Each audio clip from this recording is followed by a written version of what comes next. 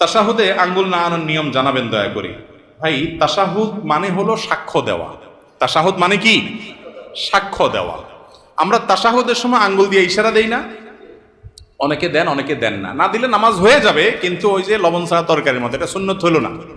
সুন্নত হলো ইশারা করা। ইশারা কেন করব? কারণ এই আঙ্গুলটাকে বলা হয় শাহাদাত আঙ্গুল। শাহাদাত মানে কি? সাক্ষ্য। এই আঙ্গুলটাকে বলা হয় সাক্ষী দেওয়ার আঙ্গুল। কেন? কারণ সাধারণত আদালতে, বিচারে, কোনো কিছুতে সাক্ষী দিতে হলে এই আঙ্গুলটা ব্যবহার হয়। অমুক এটা করেছে, অমুক এটা করেছে, এটা দেখাইয়া যে কোনো কিছুকে ফিক্স করা হয়। এই জন্য এটাকে সাক্ষী দেওয়ার আঙ্গুল বলা হয়।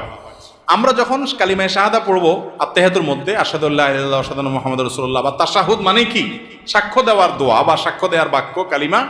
এটা পাঠের সময় আমরা আঙ্গুল তুলে সাক্ষ্য দেব। মুখে সাক্ষ্য দিচ্ছি, আবার আঙ্গুল তুলেও কি দিচ্ছি? আমি সাক্ষ্য দিচ্ছি যে আল্লাহ ছাড়া কোনো সত্যিকারের কোনো মাবুদ নাই।